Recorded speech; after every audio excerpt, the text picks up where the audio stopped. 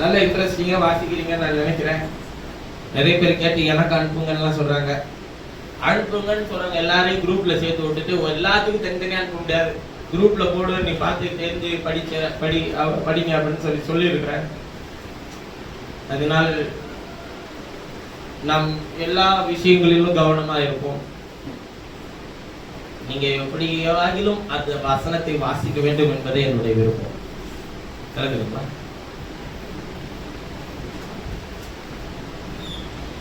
இந்த நாளில் நாம் கர்த்தருடைய செய்திக்கு நேராக உங்களை வழிநடத்த நான் விரும்புகிறேன். கர்த்தருடைய செய்திக்கு ஆதாரமா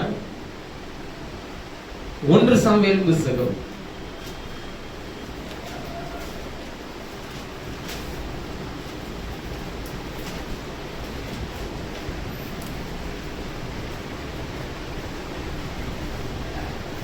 18வது அதிகாரம்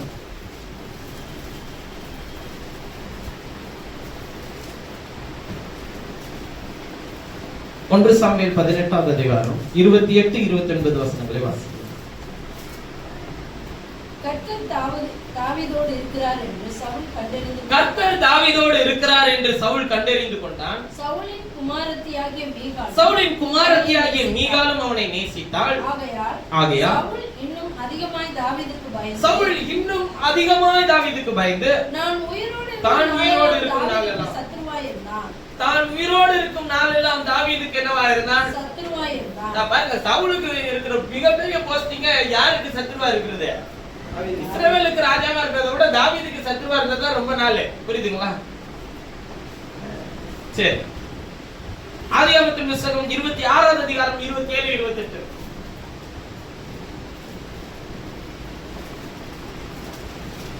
அப்பொழுது ஈசாக்கு அவர்களை நோக்கி, ஏன் என்னிடத்தில் வந்தீர்கள்? ஆதியாகமம் 26வது அதிகாரம் 27 28. அப்பொழுது ஈசாக்கு அவர்களிடத்தில் நோக்கி, ஏன் என்னிடத்தில் வந்தீர்கள்?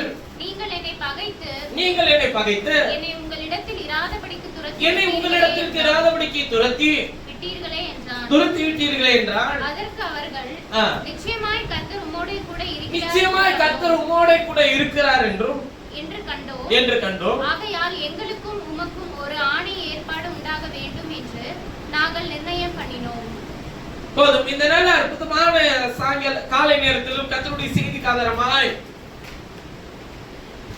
நான் பேசும்படி எடுத்துக்கொண்ட என்னுடைய மைய பொருள், சத்துருக்களின் கண்களுக்கு தேவன் நம்மோடு இருப்பதை அறிய வேண்டும். சத்துருக்களின் கண்களுக்கு தேவன் நம்மோடு இருப்பதை அறிய வேண்டும் என்கிற தலைப்பின் கீழ் இருந்து உங்களோடு பேச வேண்டும்.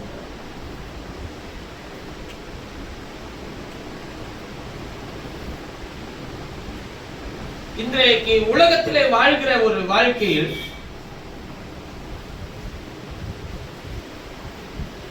சூழ்நிலையில் நெருக்கடியான காலத்தின் பலவீனத்தில் எதிர்பார்ப்பில் ஒவ்வொரு நாளும் வரக்கூடிய ஒவ்வொரு செய்திகளும், ஒவ்வொரு நாளும் வரக்கூடிய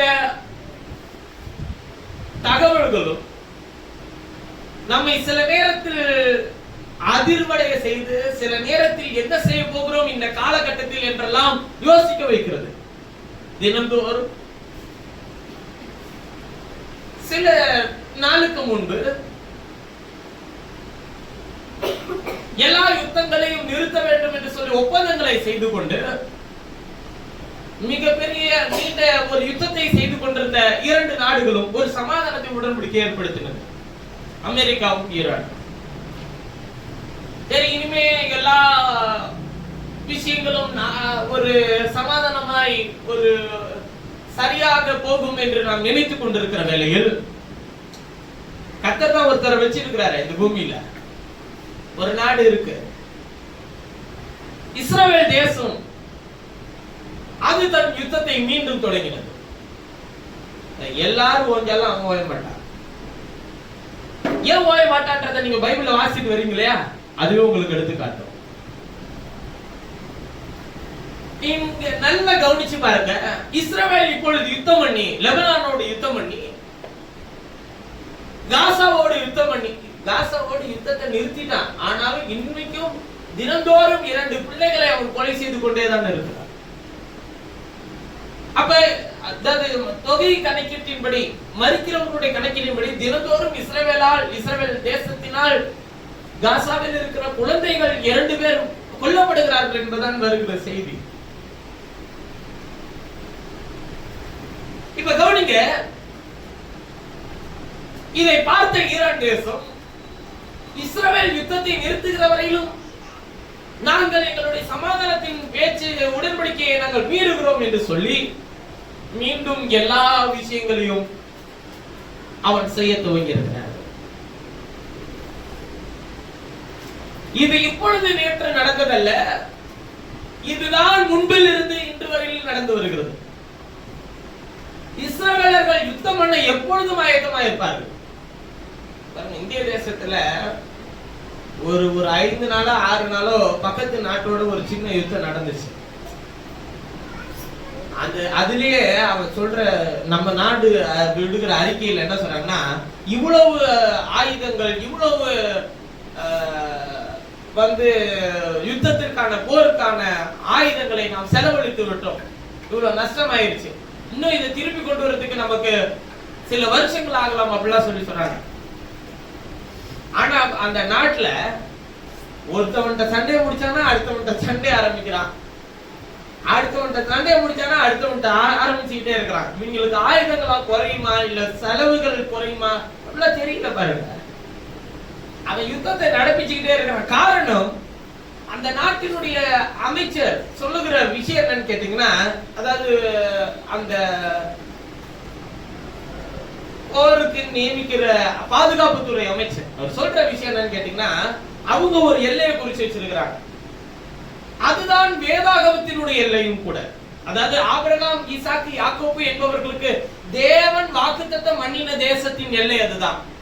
இந்த எல்லைகளை எல்லாம் நாங்கள் சுதந்திரிக்கிற வரையிலும் நாங்கள் யுத்தத்தை நிறுத்த மாட்டோம்னு சொல்லி சொல்றாங்க. இப்ப அந்த எல்லை ஈரான் வரையும் இருக்கு. இப்ப இது முடிகிற வரையும் இவன் என்ன பண்ண மாட்டான், யுத்தத்தை நிறுத்த மாட்டான். இந்த யுத்தம் என்ன செய்யும்னு கேட்டீங்கன்னா, ஒட்டுமொத்த உலகத்தில் இருக்கிற எல்லாருடைய இருதயத்தையும் கடினப்படுத்தும். இதெல்லாம் நிறுத்துற விஷயமே கிடையாது.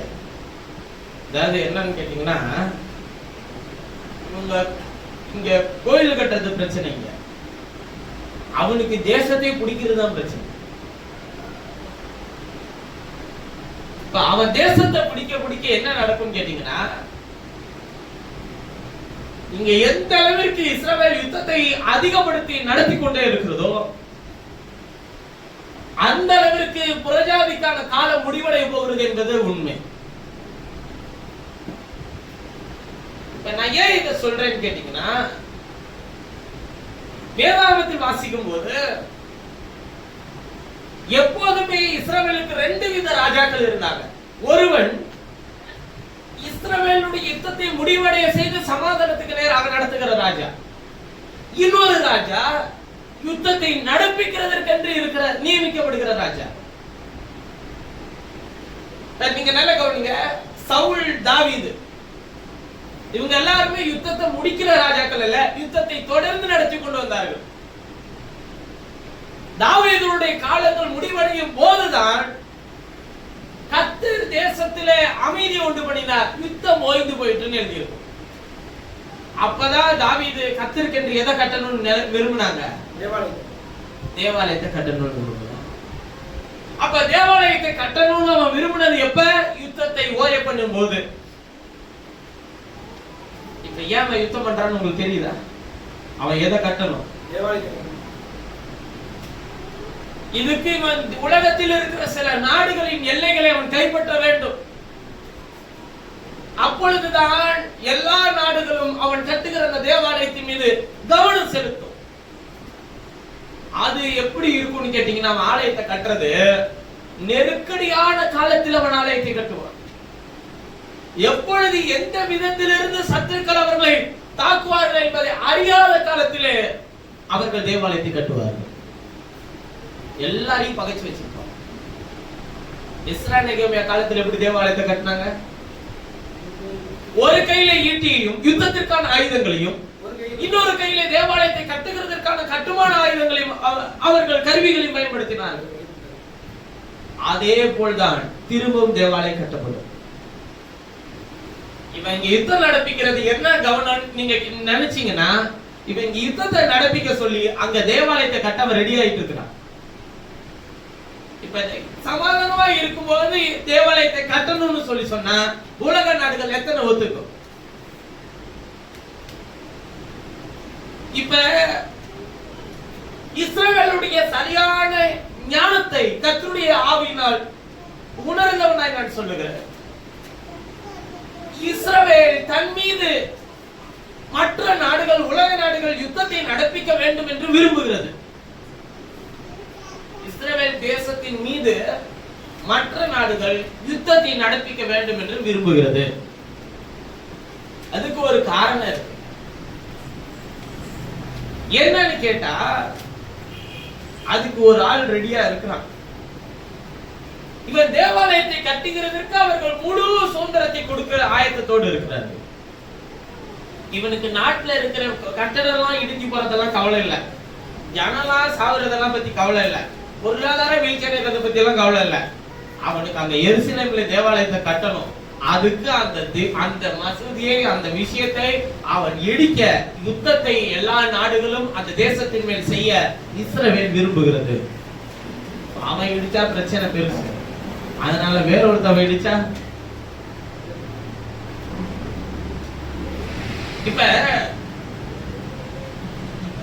ஈரான் இஸ்ரவேலோடு யுத்தம் பண்ணும் போது இஸ்ரவேல்ல இருக்கிற மிகப்பெரிய ராணுவ பாதுகாப்பாக பெட்டகமாக வைத்திருக்கிறது அயன் டோம் என்கிற ஒரு பாதுகாப்பு படலம். அது இஸ்ரவேல் தேசத்துக்குள்ள எந்த ஒரு ஒரு மிசைலும் வரும்போது வானத்திலே தாக்கி அழிக்கக்கூடிய சக்தி வாய்ந்தது. ஈரான் யுத்தம் பண்ணும்போது நீங்க நல்லா கவனிச்சீங்கன்னா அயன் டோம் செயலிழந்ததுன்னு சொல்லி அது செயல்லாம் இழக்கல, அதை செயலிழக்க செய்ய அவர்களால் முடியும். காரணம், அது மேல் விழுகிறதான ஆயுதங்கள் யாருடையதா இருக்கணும்னு அவன் விரும்புறான். அதை நம்புகிறவர்களுடையதா இருக்கணும். அப்போதுதான் இவன் சமாதானமாய் தேவாலயத்தை கட்ட முடியும். இப்ப இந்த ஞானம் ஒரு செய்தி இருக்கட்டும். இன்னைக்கு செய்திக்கு ஏன் நான் அதை எடுத்துக்கிட்டேன்னு கேட்டீங்கன்னா, எப்போதுமே சத்ரு வெளியிலிருந்து வந்தால் பரவாயில்லை, சத்ரு உள்ளே தான் இருப்பான். இஸ்ரவேலர்களுக்கும் அப்படிதான். தேவன் சில ராஜாக்களை ஏற்படுத்தினதனுடைய நோக்கமே இஸ்ரவேலர்களை வழிவிலக செய்ய வேண்டும் என்பதற்காக தான்.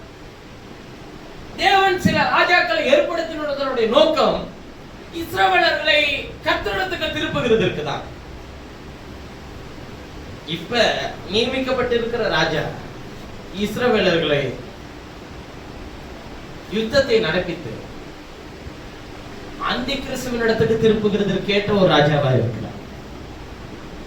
இந்த நேரத்துல கர்த்தர் யாரோடு இருக்கிறான்னு சொல்லி கேட்டீங்கன்னா, எப்பொழுது ரெண்டு ராஜாக்கள் இருக்கிறாங்க. யார்கிட்ட? எங்க இருந்தாங்க? இஸ்ரவேலில. சவுல் ராஜாவா இருக்கும்போது யாரையும் ராஜாவாக்கினது? தாவீதையும் ராஜாவாக்கினார். தாவீது எதுக்கு ராஜாவா இருந்தான்? யூதர்களுக்கா இஸ்ரவேலர்களுக்கா? யூதர்களுக்கு முதல்ல ராஜாவா இருந்தான், அப்புறம் தான் இஸ்ரவேலுக்கு ராஜாவானான். ஒரு ராஜா இருக்கும்போது இன்னொரு ராஜா இருக்கலாமா? இருக்க கூடாது. ஆனா கர்த்தர் எப்பொழுதுமே எப்படிதான் வழி நடத்தி வந்திருக்கிறாரு? ஒரு ராஜா இருக்கும்போது இன்னொரு ராஜாவை கொண்டு வருகிறார். சவுல் கோலியாத்தை ஜெயம் கொள்ளவில்லை, ஆனால் தாவீது ஜெயம் கொண்டார். தாவீது கொன்றது, சவுல் கொன்றது 1000, தாவீது கொன்றது 10000 என்று முறையாய் பாடினார்கள். கர்த்தர் தாவீதோடு இருந்தார். யாரோடு? தாவீதோடு. இப்ப நான் உங்களுக்கு சொல்லுகிற செய்தியை நீங்கள் விளங்கிக் கொள்ள எளிதாய் ஒரு காரியத்தை சொல்லுகிறேன். மாம்சீகத்தின்படி இருக்கிற இஸ்ரவேலர்களுக்கு ஒரு ராஜா இருக்கிறார். சட்டத்தின்படி இருக்கிற இஸ்ரவேலர்களுக்கு ஒரு ராஜா இருக்கிறார். ஒரே காலத்தில் 2 ராஜாக்கள் இருக்கிறாங்களா இல்லையா? யார் அந்த ஆவிக்குரிய இஸ்ரவேலர்கள்? மாம்சத்தின்படி இருக்கிற இஸ்ரவேலர்கள் யார்? இப்பொழுது இருக்கிற இஸ்ரவேலர்கள். அவர்களை யுத்தத்துக்கு நேராக நடத்தி அவர்களை அந்தி கிறிஸ்துவை வரவேற்க அந்த ராஜா காத்திருக்கிறார். ஆனால் நம்மை ஆளுகை செய்கிற ஒரு ராஜா, அவர் நம்மை அவரை போல மாற்றிக்கொள்ள நம்மை ஆளுகை செய்து கொண்டிருக்கிறார். நம்மோடு இருக்கிற ராஜா நம்மை அவரிடத்தில் சேர்த்துக் கொள்ள அவர் ஆயத்தமாக இருக்கிறார். அந்த இஸ்ரவேலர்களுக்கு ஒரு ராஜா வரும்போது, பரிசுத்த ஸ்தலத்தில் அவன் நிற்க காணும் போது, நம்முடைய ராஜா நம்மை எடுத்துக்கொள்ள மத்திய ஆகாயத்தில் வந்து நிற்பார். இப்ப அவர் சவுலோடு இருக்கிறாரா, தாவீதோடு இருக்கிறாரா? 1 சாமுவேல் புத்தகம் 18வது அதிகாரம். கர்த்தர் தாவீதோடு இருக்கிறார் என்று சவுல் கண்டு சவுலின் குமாரத்தியாகிய மீகாலும் அவரை நேசித்தார். பாருங்க, கர்த்தர் யாரோடு இருக்கிறார் என்று தாவீதோடு இருக்கிறார் என்று சவுல் கண்டறிந்து கொண்டான். சவுலின் குமாரத்தியாகிய மீகாலும் அவனை நேசித்தார். ஆகையால் சவுல் இன்னும் அதிகமாய் தாவீதுக்கு பயந்து உயிரோடு இருந்த நாளெல்லாம் தாவீதுக்கு என்னவா இருந்தார்? உங்களுக்கு சத்ருவை யாருன்னு கேட்டீங்கன்னா சவுல் தான். சவுல் நான் யார சொல்றேன்? சீக்கிரமா நீ போன்னு சொல்லி அவன் துரிதப்படுத்திட்டு இருக்கிறான். போகாதபடிக்கு உட்கார்ந்துட்டு இருக்கிறது யாரு? நீங்க தான். ஏனென்றால் நீங்கள் எடுத்துக்கொள்ளப்படுதலுக்குள்ளே பிரவேசிக்கும் போதுதான் அந்தி கிறிஸ்தவர்களிடத்திற்கு வர முடியும். அதுக்குதான் அவன் தவிச்சுக்கிட்டு இருக்கிறான். அதுக்கு என்னத்தெல்லாம் ஏற்படுத்துவான்?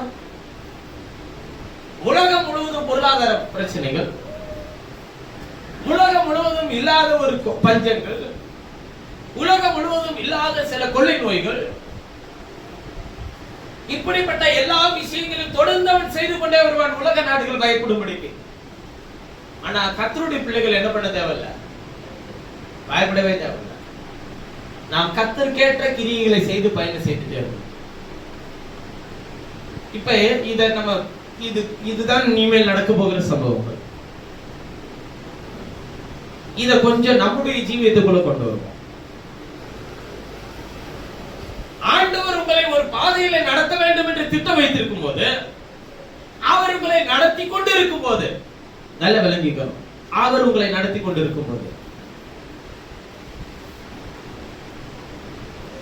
இவ்வுலகத்தினுடைய மேன்மையை சுமந்த சிலர், இவ்வுலகத்தினுடைய அறிவை சுமந்த சிலர், இவ்வுலகத்தினுடைய பலத்தை சுமந்த சிலர் உன்னை அழுத்த நினைக்கும் போது ஒன்று செய்ய தேவையில்லை. கர்த்தருடைய பலத்தை மாத்திரம் சார்ந்துக்கோ. உன்னோட யார் இருக்கிற என்பதை கண்கள் காணணுங்க. அதுக்கு என்ன செய்யணும் தெரியுங்களா? நீங்க நீதியான கிரியை செய்யணும். உங்களோடு கர்த்தர் இருக்கிறார் என்பதை காண, சத்துருக்கள் காண நீதியின் கிரியை செய்யணும். உன்னை அற்பமாய், உன்னை ஏளனமாய், உனக்கு பலன் இல்லை, உன்னிடத்தில் ஒரு பலன் இல்லை, உன்னிடத்தில் வருமானம் இல்லை, உன்னிடத்தில் போதிய அளவுக்கு உனக்கு ஒரு செல்வாக்கு இல்லை என்று உலகத்தின் மனிதர்களுடைய கண்கள் காணுமானால், நீ கர்த்தருடைய பிள்ளையாய் உணர வேண்டிய ஒரு காரியம் என்னவென்றால், விசேஷித்த நீதியை, தேவ நீதியை நீங்கள் செய்வீர்கள். அதற்கு தேவ ஞானம் உங்களுக்கு தேவை. தேவ ஞானம் தேவ நீதியை நடப்பிக்கும். தேவ நீதிதான் அவர்கள் கண்கள் உங்கள் மேல் உங்களை பார்க்கும்போது கர்த்தர் உங்களோடு கூட இருக்கிறார் என்று அவர்கள் கண்கள் காணும். அதாவது உங்களுக்கு புரிபடிக்க ஒன்றை சொல்லுங்க.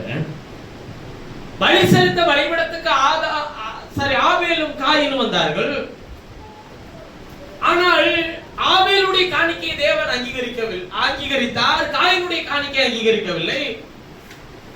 எது நிமித்தமாய் காயினுடைய காணிக்கை அவர் அங்கீகரிக்கவில்லை? இவன் கிரியைகள் நீதி உள்ளவைகளும் அவன் கிரியைகள் பொல்லாதவைகளுமாய் இருந்தது நிமித்தம் தானே என்று சொல்லி 1 யோவானிலே வாசிக்கிறோம். இப்ப இதனால் காயின் ஆபேலை என்ன செய்தான்? கொலை செய்தான். இப்ப மரித்தும் ஆபேல் தேவனோடு பேசுகிறான். அவன் ரத்தம் தேவனை நோக்கி கூப்பிட்டது. அப்போது காயின், நான் அவனுக்கு காவலாளியோ என்று கர்த்தரை பார்த்து கேட்டான். அதற்கு கர்த்தர், பூமியானது அவனுடைய ரத்தத்தை வாங்க துணிந்து இருக்கிறது. இந்த பூமியிலே அவன் ரத்தத்தை வாங்க துணிந்த இந்த பூமியிலே நீ நிலையற்ற அலைகிறவனாய் இருப்பாய் என்று கர்த்தர் காயின் என்ன பண்ணினாருங்க? சபித்தார். அவன் கண்கள் யாரை கண்டிருக்கோம்? யாரோடு இருக்கிறத கர்த்தருடைய கண்கள், காயினுடைய கண்கள் கண்டிருக்கோங்க. கர்த்தர் ஆபேலோடு கூட இருந்தார் என்கிறதே காயினுடைய கண்கள் கண்டிருக்கோம். அவனை உண்மை செய்ய முடியல. காரணம் என்ன? காயினுக்கும் ஆபேலுக்கும் உண்டான வித்தியாசம் என்ன?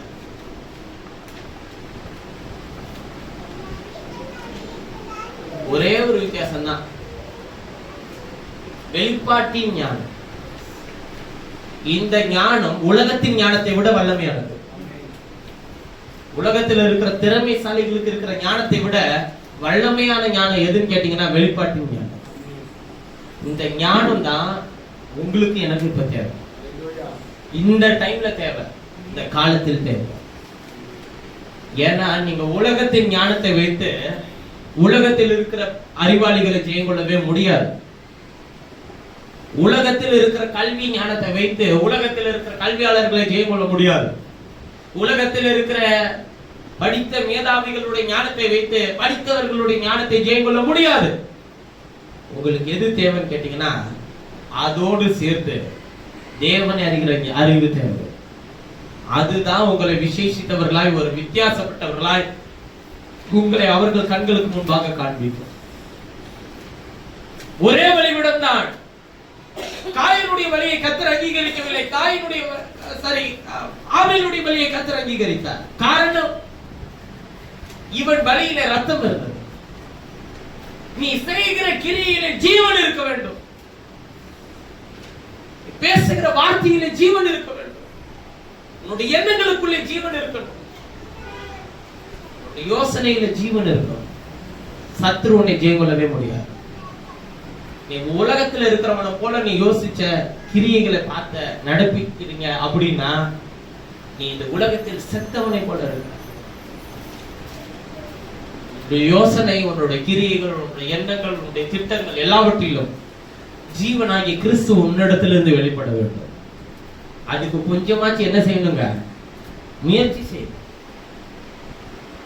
கர்த்தர் உனக்கு என்ன சொன்னாரோ அதுக்கு படி என்ன பண்ணுங்க? முதல்ல நடந்து. தாவீதோடு கர்த்தர் இருந்தார். எப்படி சொல்லிட்டே இருந்தாங்க தாவீது போய் சவுல்ட்ட போய், ஏய் சவுல், என்னோட கர்த்தர் இருக்கார். அவனும் ராஜாங்க, இவனும் ராஜாங்க. சொல்ல முடியாது வேற. நீ இந்த உலகத்தில் உன்னோடு கர்த்தர் இருக்கிறார் என்பதை என்ன பண்ண முடியாது? வாயின் வார்த்தையினால சொல்லக்கூடாது. செய்யும் கிரியையில அவன் காண வேண்டும். கர்த்தர் அவனோடு இருக்கிறார். நிச்சயமா கர்த்தர் இல்லைன்னா இதெல்லாம் செய்ய முடியாதுங்க அப்படின்னு நம்ம சொல்லணும். அதை சொல்றதுக்கு சில வருஷங்கள் எடுக்கலாம். ஆனால் நீ அதற்கேற்ற கிரியைகளை தொடர்ந்து செய்து கொண்டே இருக்கணும். உன் சிந்தனையை வளர்த்துக்கொள், கிரியைகளை வளர்த்துக்கொள், உன் பேச்சை மாற்று, உன் சிந்தனையை மாற்று. கர்த்தர் உன்னோடு இருக்கிறார் என்பதை ஜனங்கள் கண்கள் காணும். அதனாலதான் கார்வெளியில கர்த்தரிடத்தில் வேதத்தை வாசிக்கும் போது என்னுடைய இருதயத்தில் அழுத்தின ஒரே ஒரு காரியம் என்ன தெரியுங்களா? விசேஷித்த ஞானம் தேவை. அதாவது குறிப்பா என்ன ஞானம் தேவைன்னா வெளிப்பாட்டு ஞானம். இது என்ன பண்ணணும்னு கேட்டீங்கன்னா, வேதத்தில் எழுதி இருக்கிற விஷயங்களை உங்களுக்கு வெளிப்படுத்தி தரது மாத்திரம் இல்லை இந்த வெளிப்பாட்டு ஞானம். மாற இன்னொரு விஷயத்தை சேர்த்து செய்யும். அது என்ன? நாம் இதை செய்கிறோம் என்றால் அதனால் இந்த விளைவுகள் நடக்கும் என்கிறதை முன்கூட்டியே உங்களுக்கு ஞாபகப்படும்.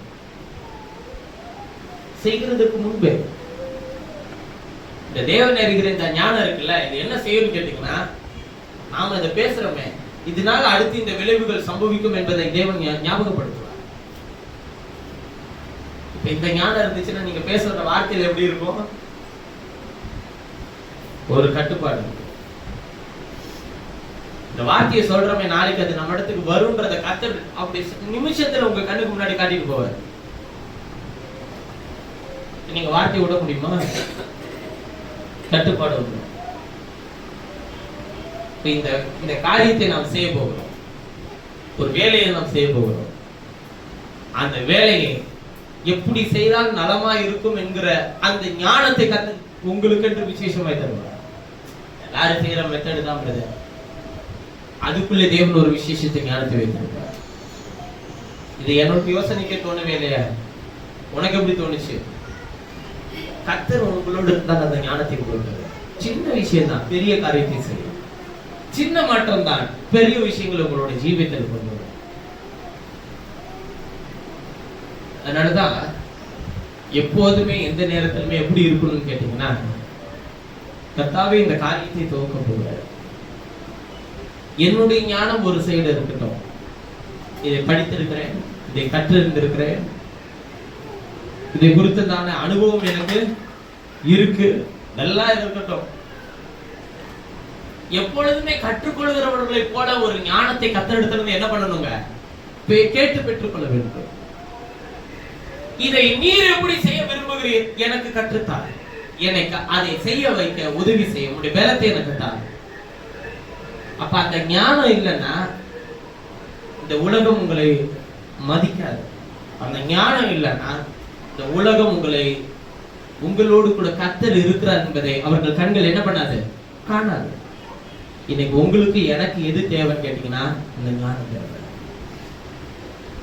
எதுக்கு அந்த ஞானம் தேவைன்னு கேட்டீங்கன்னா, உலகத்தில் இனிமேல் வரக்கூடிய காலங்களில் ஜீவிக்கவும் அந்த ஞானம் தேவை.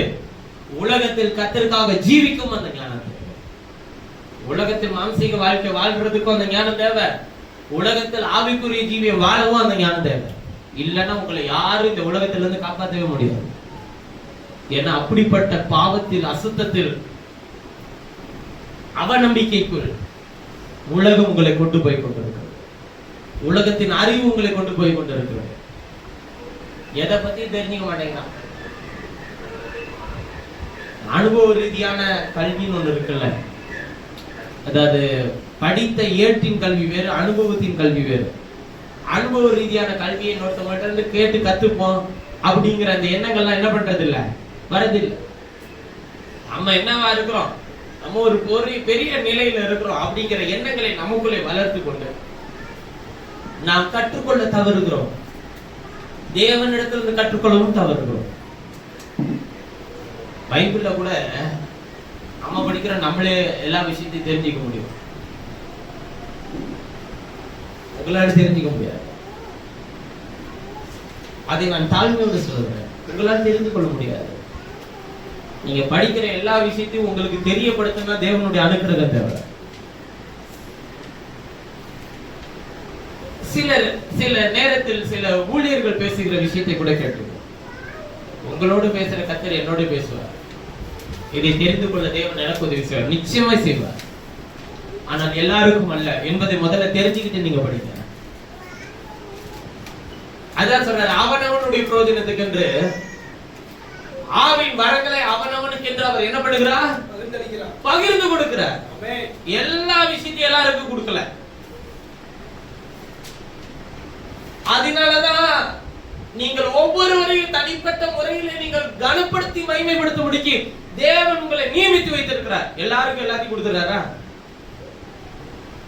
சிலருக்கு படிப்பறிவே இருக்காது, ஆனால் அனுபவ ரீதியா அவர்கள் செய்கிற விஷயங்களை படிச்சவங்க கூட செய்ய முடியாது. அப்ப நீ அவனை மதிச்சுதானே ஆகணும். நீ அளவுக்கு படிக்கல, உனையதுக்கு நான் மதிக்கணும், அப்படி செய்யக்கூடாதுன்றதுக்கு தான் கர்த்தர் அவனுக்கு அந்த ஞானத்தை கொடுத்திருக்கிறார். உனக்கெல்லாம் ஒண்ணும் தெரியாது அப்படிலாம் யாரையும் சொல்லக்கூடாது. அவனுக்கு ஒரு விசேஷத்தை ஞானத்தை கர்த்தர் கொடுத்து அவனை அடையாளப்படுத்துவார். உங்களை பார்த்து யாராச்சும் அப்படி சொன்னாங்கன்னா பயப்படவே பயப்படாதீங்க. கர்த்தர் உங்களுக்கு ஒரு விசேஷித்த பாதை உங்களுக்கு நியமித்திருப்பார். அதாவது இதெல்லாம் உனக்கு வராது அப்படின்னு ஏதாச்சும் ஒண்ணு சொல்றாங்கன்னு வச்சுக்கோங்களேன், அதை குறித்து கவலைப்படவே தேவையில்லை. வராத விஷயத்தை போய் உட்காந்து அது என்ன ஏதுன்றத உட்காந்து முட்டி மோதணுன்ற அவசியம் இல்லை. ஞானத்தை தாரு, உங்களுடைய பலத்தை எனக்கு தாரு. நல்லா படிச்சுட்டாங்க, எது கேட்டாலும் எழுத முடியும் அவனால. அவன் அன்னைக்கு எக்ஸாம் அதுக்கே போல, என்ன பண்ற? அது அவனை போக வைக்கக்கூடிய பலன் யாருக்கு தான் இருக்கு. கைகள் எழுத முடியல, என்ன பண்றது? என்னோடு கூட படித்த ஒரு நண்பன் இருக்கிறார். அவன் எந்த விஷயத்த நீங்க நடத்தும் போதே அப்படியே காப்பி பேஸ்ட் பண்ண மாதிரி அவன் மைண்ட்ல அப்படி பதிஞ்சிடும். நீங்க கேட்டீங்கன்னா கடகடன்னு சொல்லுவான். ஆனா அவன்கிட்ட அவனுடைய சரீரத்துல ஒரு சின்ன பிரச்சனை இருக்கு. என்னன்னு கேட்டீங்கன்னா, அவன் வேகமா எழுத முடியாது அவனால. நான் 1 மணி நேரத்துல ஒரு எக்ஸாம் எழுதணும்னா அவனுக்கு 3 மணி நேரம் தேவை. ஏனென்றால் அவன் எழுத்துக்களை, அவன் படித்ததை அவன் எழுதி முடிக்க திறன் இல்லை. சரீர பிரகாரமாய் அவன் ஒரு குறை உள்ளவன். திறனிலே குறை உள்ளவன் அல்ல, சரீரத்திலே ஒரு குறை உள்ளவன். ஆனா அவன் எல்லாத்தையும் எழுதினானா அவன் எல்லாத்திலையும் 100 மார்க் வாங்குவான். ஆனால் அவன் எழுதக்கூடாதபடிக்கு அவனுக்கு என்ன இருக்கு? ஒரு குறைவு இருக்கு. எல்லாம் நல்லா இருக்கா, அவன் படிக்க மாட்டான். எல்லாருமே கிளாஸ்ல 500 மார்க் வாங்கிட்டா அவன் எப்படி போவான் அடுத்த நிலை? சில நேரத்துல எப்படி நினைச்சுக்கிறோம்னா, பேசாம நல்லா படிச்சிருந்தோம்னா அதான் ஆகலையே, இதுல என்ன செய்யலாம்? இதுல படிக்காதவங்களுக்கு இந்த பூமியில ஜீவிக்கிறதுக்கு வழியே இல்லையா? கர்த்தர் வழியை வைத்திருக்கிறார். அதுல விசேஷத்த ஞானத்தை உனக்கு வைத்திருப்பார். அதன் பாதை எது என்பதை தேடி அதில் முயற்சி செய்தால் கர்த்தர் பலனை ஜெயித்து தருவார். நான் தாவீதை போல யுத்தம் பண்ணணும், சவுல் நினைச்சதுனாலதான் பிரச்சனை. அது எப்படி எனக்கு மேலாக தாவீதை சொல்லுகிறார்கள்? பிரச்சனை அங்கதான் ஆரம்பிச்சிச்சு. உன்னால செய்ய முடியாத ஒரு விஷயத்தை இன்னொருவன் செய்கிறான் என்றால் அவனுக்கு உண்டான அந்த கனத்தின் மரியாதையும் என்ன பண்ண செலுத்து. அதுதான் உன் ஞானத்தினுடைய முதல் ஆரம்பமே. கற்றுக்கொள். என்னை விசேஷமாய் அடையாளப்படுத்தும் ஆண்டவரே இந்த விஷயத்தில் என்று அவரிடத்தில் கேட்டு கற்றுக்கொள். அவனோடு போட்டி இருக்கலாம். அவனை பார்க்கல. நான் என்ன சில பிள்ளைங்க சொல்றது நான் பார்த்திருக்கிறேன். ஆண்டவருடைய பிள்ளைங்க, அவன்தான் ஆண்டவருக்கு அவனுக்கு சம்மதமே இல்லை பிரதர். ஆனா அவன் என்ன காட்டிலும் ஞானவானா இருக்கிறான். காரணம் எப்படி? இந்த நீ நினைக்கிறல்ல, இந்த நினைவுனாலதான் அவன் உன்னை காட்டிலும் ஞானவானா. நமக்கு மேல எவனும் இல்லை அப்படி முதல்ல நினைக்காத. உனக்கும் ஒரு அப்பா இருப்பான். என் தகப்பனார் படிச்சிருக்கிறாரா, டிப்ளமோ மெக்கானிக்கல் இன்ஜினியர் படிச்சிருக்கிறாரா, அவருக்கும் டிப்ளமோ மெக்கானிக்கல் இன்ஜினியருக்கு என்னவே இல்ல, சம்பந்தம் இல்ல. உங்களுக்கு தெரியுமா? நான் அவரை கேட்க முடியுமா? இப்ப என்னுடைய வழியில என்னுடைய இனஜன பந்தில யார் பாஸ்டர் ஆயிருக்கிறா? அதுக்காக யாராச்சும் முன்னாடியே வந்து சர்ச்சை கட்டி கோயில் கட்டி வச்சிருந்தீங்கன்னா நான் வந்து பாஸ்டர் ஆயிருப்பேன் அப்படின்னு நான் சொல்ல முடியுமா? தேவனை எதற்கு அழைத்தாரோ அந்த பாதையிலே பயணம் செய்ய தேவனிடத்திலிருந்து விசேஷித்த ஞானத்தை பலத்தை நான் பெற்றுக்கொள்ள வேண்டும். அவ்வளவுதான். என் சொந்த கந்த பூரா கேட்டான், இதுல என்ன வரும்? அவனுக்கு தேவை எந்த ஒரு தொழில் செஞ்சாலும் அதுல என்ன ஏதாச்சும் என்ன பண்ணும் வரணும். இதுல என்ன வரும்? இதுல ஒண்ணு வராது அப்படின்னு அவனுக்கே என்ன பண்ணிருக்க தெரிஞ்சிருக்கு. இதை வச்சு எப்படி எல்லாத்தையும் செய்ய முடியும்? இப்ப அவன் என்ன சொல்றான்? அதெல்லாம் உங்களுக்கு நிறைய வருது. முன்னாடி என்ன சொன்னா, இதுல என்ன வரும்? இத வச்சு எப்படி நீ உன் குடும்பத்தை நடத்துவ? இன்னைக்கு ஓகே, குடும்பமாச்சுன்னா எப்படி நடத்துவ? என்ன அவங்களா நடத்துறாங்க? இப்ப என்ன சொல்றாங்க? அதெல்லாம் உங்களுக்கு நிறைய வருது. அப்பையும் ஒண்ணு இல்ல, இப்பயும் ஒண்ணு இல்ல. ஆனா நடத்துறவர் கூட இருக்கிறதுனால அவன் பேச்சு மாறுது. அதெல்லாம் உங்களுக்கு நிறைய வருது. எதை வச்சு சொல்றாங்க? யார் நடத்திட்டு இருக்கிறது? அவ்வளவுதான். எதை வச்சு உங்களுக்கு கனம், நன்மை, ஆசீர்வாதம்? எல்லாமே தேவன் வச்சு மாத்திடுறார். அவர் இல்லைன்னா அந்த ஞானம் இல்ல, அவர் இல்லைன்னா அந்த நடத்துதல் இல்ல, அவர் இல்லைன்னா அந்த ஆசீர்வாதம் இல்ல, அந்த அவர் இல்லைன்னா அவருடைய சுகம் இல்ல, அவர் இல்லைன்னா அவருடைய பாதுகாப்பு இல்ல. ஆமென். இதெல்லாம் இருக்கிறதுனால தான் என்ன சொல்றான், அதெல்லாம் நிறைய வருதுன்னு சொல்றான். அதாவது என்னன்னா நிறைய எல்லாம் வரல, அதே தான் வருது. அவர் பாதுகாக்கிறதுனால விரைவா வருது இல்ல, அவர் பாதுகாக்கிறதுனால அதிக செலவினங்கள் இல்ல, அவர் பாதுகாக்கிறதுனால நம்ம பண்ணுக்கு நம்ம எப்படி தெரியணும், நல்லா இருக்கிறோம்னு தெரியும், அவ்வளவுதான். அதேதான் அவனோட கம்மியா தான் இருக்குது.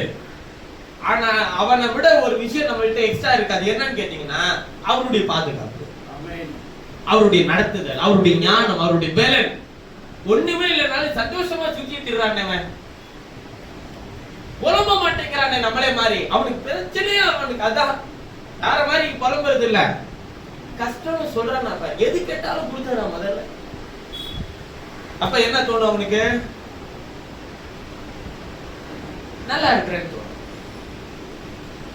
இங்க நீங்க நமக்கு இல்லைனாலும் முதல்ல செய்ய வேண்டிய விஷயத்தெல்லாம் செஞ்சிருவோம்னு நம்ம போற பிரயாசம் என்ன, அது அவனுக்கு தெரியாது, தெரிய வேண்டாம். அவன் வார்த்தையினால் எப்படி யாரை கனப்படுத்தணும் அதெல்லாம் அவனுக்கு நிறைய. அவங்க இதுலாம் நீங்க எல்லாம் சோதிக்கணும். இப்ப இத சொல்ல வைக்க நீங்க என்ன பண்ணணும்,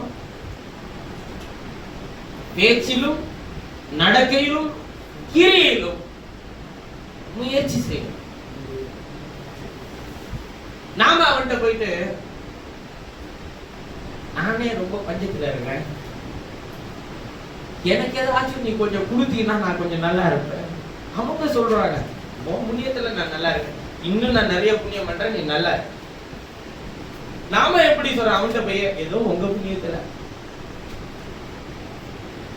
யா சொந்த பந்தமா இருக்கட்டும், சபையாரா இருக்கட்டும், எல்லாருக்கும் முன்பாகவும் உன் தேவனை நீ விட்டு கொடுக்காமல் நீ உன்னை காப்பாற்றிக்கொள். தேவனை விட்டு கொடுக்காத. நீ உன் குறைய கர்த்தரிடத்துக்கு தெரியப்படுத்து. நல்ல விசுவாச மக்கள் இடத்துல எனக்கு இந்த பிரச்சனை இருக்கு, எனக்கா ஜெபம் பண்ணு, கர்த்தர் தருவார் நான் நம்புறேன், சொல்றதே அப்படி இருக்கணும். அதை விட்டுட்டு எப்பதான் தரணுமோ தரட்டும், எப்பதான் அவர் எனக்கு செய்யணும்னு நினைச்சிருக்கிறாரோ செய்யட்டும், அவர் எப்போ எனக்கு தருவாரா மாட்டாரான்னு தெரியல, இருந்தாலும் விசுவாசத்தோடு போ. இந்த மாதிரி தான் அவன் விசுவாசமும் போயிடும். யார் விசுவாசிக்கிட்ட விசுவாசி பேசும்போது நல்ல வசனத்தை கேட்டு பலனா வருவான் நம்மால. அவன்கிட்ட இன்னொரு விசுவாசியை சேர்த்து விட்டேன்னு வச்சுக்கோங்களேன், இவன்கிட்ட இருக்கிற விசுவாசத்தை அவன்கிட்ட இருந்து கொஞ்சம் சேர்த்து உருவிட்டு போயிடுவான். அவன் வருவான், என்ன உங்க இந்த சிஸ்டர் ரொம்ப குழம்புறாங்க, ஒரே பிரச்சனையா இருக்கு அவங்க வீட்டுக்கு. தம்பி நீங்க என்கிட்ட இருக்கு. அடுத்து அவன் வர பாயிண்ட் யாரு, தம்பி அவனுக்காக ஜோம் பண்ணுவோம், பாவம் அவங்க ரொம்ப குழம்புறாங்க, ரொம்ப கஷ்டப்படுறாங்க. நீங்க என்ன பண்ணிட்டு வந்தீங்க, அதே மாதிரி தானே நமக்கு இருக்கு. அதனாலதான் உங்கள்கிட்ட சொல்லிடலான்னு இருக்கேன். நம்மளால தாங்க முடியாது, கேட்கவே முடியல. எப்படி தம்பி தாங்குது, தம்பி தாங்கல ஒண்ணுத்தையும். தம்பி கேட்டோடனே தூக்கி அவர் தலையில வச்சிருது. யார் தலையில, எல்லாத்தையும் தாங்குறவர் தலையில வச்சிருது. அதனால நான் தாங்குறது. நீங்க நல்ல பிரசங்கெல்லாம் பண்ணிட்டு முடிச்சிட்டு ஓகே இன்னைக்கு நல்ல விஷயத்த நம்ம சொல்லி இருக்கிறோம், தைரியமா இருப்பாங்க அப்படின்ட்டு நான் இந்த இடத்த விட்டு நவுந்து வந்தேன்னு வச்சுக்கோங்க, என்னுடைய இருதயத்தை கலட்டுற மாதிரி நிறைய விஷயங்கள் அங்க பேசுவாங்க. எனக்கு என்ன தோணும், ஏசப்பா நீர் செய்தியில இருந்தது நீர் தானா, இப்ப நீர் எங்க போயிட்டீர் ஆண்டவரேன்ற மாதிரி தோணும். ட்ரெயின் ஏறி உட்கார்ந்துட்டு இதெல்லாம் மண்டையில வந்து உட்கார்ந்து இருக்கும். இவ்வளவு நேரம் என்னோட பேசுனது நீர் தானே, அவன் பேசும்போது எங்க சத்தமே இல்லாம நீ உள்ள இருக்கிறீர் ஆண்டவரே. இருதயத்தை அழுத்தி கொண்டு இருக்கும் வேதனைகளும் கஷ்டங்களும். நீங்க கொஞ்சம் அமைதியா உட்கார்ந்து இருந்தீங்கன்னா அவர் உள்ள இருந்து பதில் கொடுப்பாரு. எப்பா அந்த அழுத்தத்தை தூக்கி ஓரமா வையா, நான் உன்னோடதான் இருக்கிறேன். அவன் எதையோ தூக்கி ஒரு தலையில ஏத்தி விட்டு போயிட்டாயா, அவனுக்கு நான் அவனை நடத்த நான் முடியும் பாரு. அடுத்த வாரம் வரதுக்குள்ள அவன் பிரச்சனை முடிஞ்சு போயிடும். ஆனா நீ இந்த சோர்வுல போனீனா நீ எப்படியா வேலை செய்வ? எல்லாத்தையும் தூக்கி அவன் தலையில வச்சுட்டு அவர் தலையில வச்சுட்டு அவருதான் சொல்லிட்டார், அவர் சிம்பிளா சொல்லிடுறாரு, நீ அடுத்த வாரம் அவன் வரும்போது பாரு, அவன் எப்படி வரான்னு மட்டும் நீ பாரு. அவனை எவ்வளவு பேசிட்டு போனான், அவன்கிட்ட எவ்வளவு சொல்லிட்டு புலம்பிட்டு போனான், அடுத்த வாரத்துக்குள்ள அவன் பிரச்சனையை முடிஞ்சு போய் அவனுக்கு வேற பிரச்சனை வந்துடும். அடுத்த வாரம் அவன் வரது அந்த பிரச்சனை முடிஞ்சு வேற ஒரு பிரச்சனைக்கே அவன் போயிருப்பான். ஆனா அடுத்த வாரம் வரையில நம்ம என்ன யோசிச்சுட்டு இருக்கணும், என்னாச்சுங்க, அது என்னாச்சு, நல்லா இருந்துச்சு, அது முடிஞ்சு அதுவா அது அன்னைக்கே முடிஞ்சிருச்சு தம்பி. அட பாதியில ஒரு வார்த்தை சொன்னியா, அதெல்லாம் முடிஞ்சிருச்சு. இப்ப அடுத்த ஆரம்பிச்சிருப்பான்.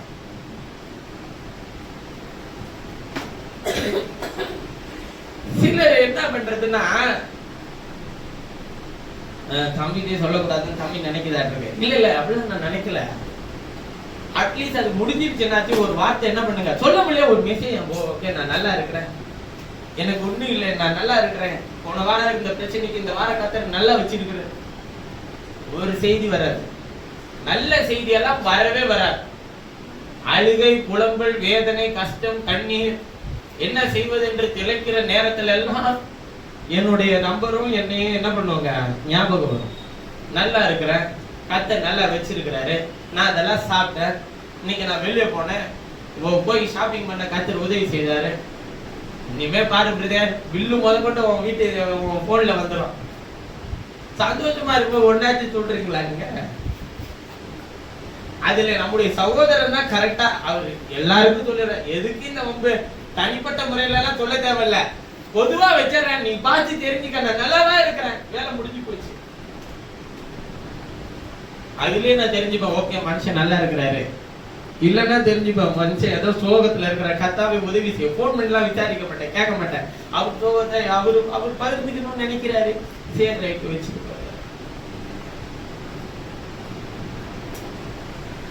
ஒண்ணுமே இல்லை, எல்லாத்தையும் மூடி வச்சிருந்தாருன்னு வச்சுக்கோங்களேன், அவர் ஏதோ மூட் ஆஃப்ல இருக்கிறாரு, அவ்வளவுதான்.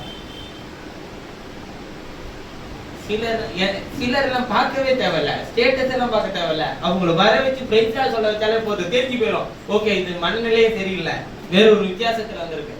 பாட சொல்லும் போதே தெரிஞ்சு போயிடும். பாருங்களேன், இங்கதான் சரீரம் உட்கார்ந்துருக்கும், கை இருக்கும், வாய் வாசியும், ஆனா சிந்தனை பூரா தப்பா பாடிட்டு இருக்கோம். அதனால சிலரை பாக்குறதே இல்லை. ஏன்னா உங்களுக்கு இங்க வரல, ஒரு நிலையை வரல. இப்ப கவனிங்க, வேதம் சொல்லுகிறது உங்களுக்கு உண்டான கனம், மேன்மை, ஆசீர்வாதம், தகுதி எல்லாத்தையும் கொடுத்தது கர்த்தர். சில நேரத்தில் உங்களை அதை உருவிட்டு போற மாதிரி சூழ்நிலை பிசாசு உண்டாக்குவாங்க. அதை பத்தி எல்லாம் கவலையப்படக்கூடாது இல்லையா? அவனுக்கு இதெல்லாம் நடந்துச்சு, ஏன் எனக்கு நடக்கல? நீங்கள் எல்லாவற்றுக்கும் சமயமும் தேவ செயல என்ன பண்ணணும்? நேரிடும். நிச்சயமா நேரிடும். உங்களுக்கு நேரிடாம வேற யாருக்கு நேரிட போகுது?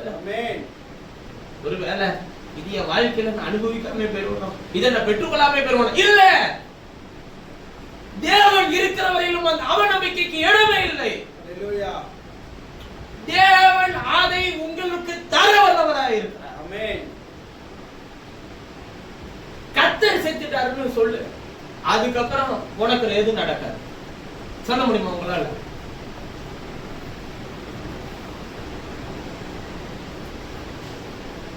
கர்த்தரால் வரவிடப்பட்ட பொல்லாத ஆவி சவுலியால கழித்துக் கொண்டிருந்தது. தாவீது என்ன பண்ணா தெரியுமா உங்களுக்கு? பொல்லாத ஆவி இயேசு நாமத்தில் போன்னு சொன்னாரா? 19 அதிகாரம் 9 வசனத்துல இருந்து வாசிக்கும் போது எப்படி எழுதி இருக்கு பாருங்க. 1 சாமுவேல் 19:9. கர்த்தரால் விடப்பட்ட பொல்லாத ஆவி சவுலின் மேல் வந்தது. அவன் தன் வீட்டில் உட்கார்ந்து தன் ஈட்டியை கையிலே பிடித்துக் கொண்டிருந்தான். தாவீது தன் கையினாலே சுரமண்டலம் வாசித்தான். அப்பொழுது சவுல் தாவீதை ஈட்டியினாலே சூரோடே சேர்த்து உருவ குத்தி போட பார்த்தான். பாருங்க, அவனே பொல்லாத ஆவி அவனை அலக்கழிச்சிட்டு இருக்கு. தாவீது சுரமண்டலத்தை வாசிட்டு இருக்கான். நம்ம கையில இருந்த ஈட்டியை வச்சு தாவீதை சுவரோட குத்தி போட பார்த்தான். ஆனாலும் இவன் சவுலுக்கு விலகினதினாலே அவன் எரிந்த ஈட்டி சுவரிலே பட்டது. தாவீதோ அந்த ராத்திரி ஓடி போய் தன்னை தப்புவித்துக் கொண்டான். கர்த்தர் சில நேரத்துல உங்களை என்ன பண்ணுவாருன்னா, இந்த மாதிரி ஆட்கள் திரட்டுவார். நீ அவனுக்கு எவ்வளவு நன்மை செய்ய, அவன் கையில இருக்கிற ஏதோ ஒண்ண வச்சு கடைசியில ஒன்ன புத்தி போட பார்ப்பான். அதான் எனக்கு அற்புதமான ஒரு ஊழியர் அடிக்கடி சொல்லும் போது சொல்வாரு, சோறை ஊட்டுற வரையிலும் அவன் பஞ்சத்துல வருவான். நான் கொஞ்சம் ஊட்டினா அவன் சந்தோஷமா வாயை திறந்து வாங்கிப்பான். முதல் வாய் வாங்கும் போது ஊட்ட என்ன பண்ணிட்டே இருப்பான், சந்தோஷமா சாப்பிட்டுட்டே இருப்பான். அவ்வளவுதான், கடைசி வாய் ஊட்ட போறேன்னு நம்ம நினைச்சு கொண்டு போய் வாயில வச்சோம்னா நறுக்கு நம்ம கை கடிச்சிருவான். இந்த மாதிரி பாவிகள்லாம் நிறைய பேர் இருப்பான். ஆகில் நீ ஊற்றத்தை நிறுத்திடணுமான்னு கேட்டா அடுத்து வேற ஒருத்தனுக்கு ஊட்ட புறப்பட்டுறணும். இப்பதானே இந்த நாய் கடிச்சான்னு சொல்லி நீ நினைச்சிட்டு அடுத்தவனுக்கு இனிமேல் ஊட்டவே மாட்டான் அப்படின்னு நீ நினைச்சு முடிவெடுத்தனா அது கர்த்தருடைய வேலைக்காரன் இல்ல. நீ உன் வேலையை என்ன பண்ண? உன் வேலையை ஊட்டுறதுதான். இவனை கடிக்கிற அளவுக்கு வளர்த்து விட்டோமே நினைச்சு சந்தோஷமா என்ன பண்ண? அடுத்தவனுக்கு ஊட்டு. அவனை கடிக்கிற அளவுக்கு வளர்த்து விட்டுட்டு அடுத்தவனுக்கு என்ன பண்ண? ஊட்டு. நான் அவர்கிட்ட கேட்டேன், நம்ம வேலை கடி வாங்குறதா இல்ல அவனை கடிக்க வைக்கிற மாதிரி நம்ம ஊட்டுறதான்னு கேட்டேன். அதுக்கு அவர் சொன்னாரு, இந்த மாதிரி கேள்வி கேட்டா நீ ஊழியக்காரனா இருக்கிற தகுதியே இல்லைன்னா. இல்ல அவன் கடிக்க போறான்னு தெரிஞ்சும் நம்ம ஊட்டுறோமே ஒண்ணு நமக்கு அறிவு இல்லைன்னு அர்த்தம். அவன் கடிக்கிறதுனால அவன் என்னவா இருக்கான்? அவன் அறிவாளியா இருக்கிறான்ல. ஆண்டவர் சொல்றாரு, நீ என்னுடைய உடல் ஊழியக்காரன். இவன் என்னை காட்டி கொடுக்க போறான்னு தெரிஞ்சுதானே அவனை கூட வச்சிருந்தேன். இவன் என்னை மறுதளிப்பான்னு தெரிஞ்சுதானே அவனை கூட வச்சிருந்தேன். அவன் சொல்ற பேச்சுதான் வித்தியாசமா இருக்கும். வாழ்விலும் தாழ்விலும் உம்மோடு பின்பற்ற. நம்பாத, அவனை மட்டும் நம்பிராத. அவன் தான் அவனை மறுதளிப்பான். எனக்கு உமக்கு இது சம்பவிக்க கூடாது, உமக்கு இது நேரிட்டால் அவனுக்கு வேறு வேறு விதமாய் நேரிடும் சொல்லி எல்லாம் பேசினாங்க. அவரை தனியா அழைத்து கொண்டு போய் அவரை கடிந்து கொள்ள தொடங்கினான் பேதுரு. ஆண்டவர் அவனை பார்த்து என்ன சொன்னாருன்னா, என் மேல இவ்வளவு அன்பாட அவனுக்கு அப்படியா கேட்டாரு. பின்னால சாத்தான் நீ தேவனு கேட்டதை சிந்திக்காமல் மனுஷனு கேட்டதை சிந்திக்கிறது என்னன்னு சொன்னாரா இல்லையா? அப்ப எப்போதுமே ஆண்டவர் சுத்தி இருக்கிறவன் என்ன பேசுறான், நம்மளை பத்தி எப்படி புகழ்றான்றது அவனுக்கு முக்கியம் இல்ல. நம்ம எது செய்ய வந்திருக்கிறோம், நம்ம என்ன நோக்கத்துல இருக்கிறோம், நம்மளுடைய கர்த்தர் என்னக்காக இந்த பூமியில வச்சிருக்கிறார். இதை விட்டு அவன் என்ன புகழ்ந்தாலும் என்ன தூசித்தாலும் என்ன கேள்வி கேட்டாலும் என்ன அவமதிச்சாலும் அவருக்கு அவன் பத்தியும் கவலையே இல்லை. அவருடைய நோக்கம் நம்ம எதுக்கு வந்திருக்கிறோம், நம்மளை கர்த்தர் எதுக்கு வச்சிருக்கிறார், நம்மளை என்ன நோக்கத்துக்காக நடத்துறார், இது மேல இருக்கிற கவனத்தை துளியளவு அவர் சிதற விடல. சிதற விட்டாரா? பிலாத்தெல்லாம் நாமளா இருந்தா என்ன சொல்லியிருப்பேன், நானா இருந்தா என்ன சொல்லியிருப்பேன், ஏடா உனக்கு தெரியுது நான் நீதிமான். ஆனா அவன் சொல்றான் பாருங்க, அவருக்கு முன்னாடி உன்னை விடுவிக்க எனக்கு அதிகாரம் இருக்கு, உன்னை விடுவிக்க எனக்கு அதிகாரம் இருக்கு, நீ ஒரு குற்றமும் செய்யலன்னு மட்டும் சொல்லு. இப்ப அவர் என்ன சொல்ல, இப்ப நானா இருந்தா என்ன சொல்லிருப்பேன்னா, உனக்கு விடுவிக்க அதிகாரம் இருக்குல்ல, விடுவிச்சுதான் பாரு. ஆனா இயேசு சொன்னாரு, பரத்திலிருந்து ஒரு அதிகாரம் கொடு. முதல்ல நீ ராஜாவாக இருந்திருக்க மாட்ட, தெரிஞ்சுக்க. உனக்கு அதிகாரம் கொடுத்து என்கிட்ட பேசுறதுக்கு உன்னை ராஜாவா நியமித்ததே நான் தான். நீ என்னமோ பாத்திரத்தை எடுத்து கைய கழுவி தண்ணியை ஊத்தி இவனுடைய ரத்த பலிக்கு நான் நீங்களாய் சுத்தமா இருக்கிறேன்னு சொல்லி நீ சொல்றிய, இதுக்கெல்லாம் உன்னை ராஜாவாக்குனதே நான் தான் நம்பி. அவர் என்ன ஒரு அதிகாரத்துல பேசுறாரு நீங்க நினைக்கிறீங்க? காய்பாட்ட போயிட்டு நிக்கும் போது அவரே குற்றவாளியா கூட்டு போய் நிப்பாட்டி வச்சிருக்கான். அவன் கேள்வி கேட்கறான், நீ யூதருக்கு ராஜாவா? அவர் என்ன பண்ணிருக்கணும், சாமர்த்தியமான பிள்ளை என்ன பண்ணிருக்கணும் அப்படின்னு அவங்க சொன்னாங்கயா, நான் இல்லையான்னு சொல்லியிருந்தா தப்பிச்சிருக்கலாம். அவரு ஏன் உனக்கு தெரியாதா, நீ சொல்லுகிறபடியா ராஜாதான். ஆனா அவர் சொல்லிட்டு இன்னொரு வார்த்தையை சொல்ற, என் ராஜ்யம் உலகத்துக்குரியதா, அது இனிமேல் வரப்போகிறதா. ஒருவேளை என் ராஜ்யம் உலகத்துக்குரியதா இருந்தா என் சீஷர்கள் எனக்காக உபவாசித்திருப்பார்கள். அதை வச்சு உனக்கு தெரிய வேண்டாமா என் ராஜ்யம் உலகத்துக்குரியதல்ல? பைபிள் தெரிஞ்சவன்ட்ட பைபிள் எடுத்து பேசுறாரு, பைபிள் தெரியாதவன்ட்ட அவனை எடுத்து பேசுறாரு. அவர் எவ்வளவு ஞானவான் பாருங்க. ஒருத்தவன் கேட்டான் அவரை பார்த்து, எங்கள் முற்பிதாவாகிய ஆபிரகாமிலும் நீர் பெரியவரும். அவரு ஏண்டா உனக்கு அறிவு இருக்கா? அவர் எப்படி போறாருன்னு பாருங்க. உனக்கு அறிவு இருக்கா? அவன் எப்ப பிறந்தானா, எப்ப பிறந்திருக்கிற, நீ கேட்கிற கேள்வி சரியா அப்படின்னு அவர் கேட்கல. ஆபிரகாம் உண்டாகிறதுக்கு முன்னமே நான். இப்ப இதுக்கு பதில் சொல்லு பார்க்கலாம். அவன் பதிலா சொல்ல முடியாது. கல் எடுத்தவரை எரியணும், அவ்வளவுதான். அவர் நோக்கமே என்னன்னா, உனக்கு பதில் சொல்ல வரல, நீ என்னை கல்லெறிஞ்சு எரியணும், கல் எடுத்து எரியணும், என்னை கொலை செய்யணும். அந்த அளவுக்கு அவங்களை என்ன பண்றாரு ஆண்டவர், அவங்களை தூண்டி விட்டுட்டே இருக்கிறார். அதே வேலையை தான் அவனும் செய்துட்டு இருக்கிறான். நீங்க சத்துருட்ட எப்படி போக விரும்புறீங்க? இப்ப நீங்க உங்க சத்துருட்ட எப்படி போக விரும்புறீங்க?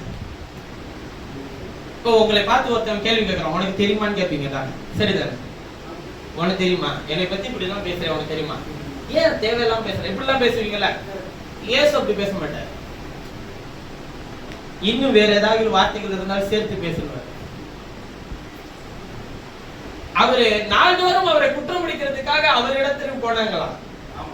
அவர் அவர்களை பார்த்து என்ன சொன்னார்னா, நீங்கள் முன்பு எல்லாருக்கும் இதைதானே செய்தீர்கள், எனக்கும் அதை செய்கிறீர்கள். அவர் சொல்ற வார்த்தையை கவனிங்க, எனக்கும் அதை தான் செய்கிறீர்கள், இன்னும் செய்யுங்கள். யோவான் சாணகனுக்கு கூட்டம் போனதுக்கு காரணம் என்ன நீங்க நினைக்கிறீங்க? அவன் அவங்களை எப்படி டீல் பண்ணான்னு தெரியுங்களா? சத்துருக்களை. கர்த்தர் உன்னோட இருக்கிறாருன்னு பார்த்துட்டான்னு வச்சுக்கோங்க, அவன் உன்னோட கை கோத்து நடக்க வரல, இருக்கிறாரா இல்லையான்னு சோதிக்க அவன் கூடயே இருந்து நோயிட்டே இருப்பான். அதனால நீங்க அவனை விட்டு விலகி போகணும்னு அர்த்தம் கிடையாது. அப்படிப்பட்ட ஆளை வச்சிருக்கும் போது நீங்க அவன் கண்ணுக்கு முன்னாடி கர்த்தர் உன்னோடு இருக்கிறாருன்னு செய்கையிலும் பேச்சிலும் நடக்கையிலும் காண்பிச்சுட்டே இருக்கணும். நிறைய உழைக்கணுங்க. கர்த்தர் உன்னோடு இருக்கிறார் என்பதை காட்ட நீ என்ன பண்ணணுங்க? நிறைய உழைக்கணும். வேலையை நீ ரெடி பண்ணாதான் கர்த்தர் உன்னோடு இருக்கிறார் என்பதை காட்ட முடியும். எத்தனை வருஷம் ஆகும்? வேலையை செய்ய எத்தனை வருஷம் ஆகும்?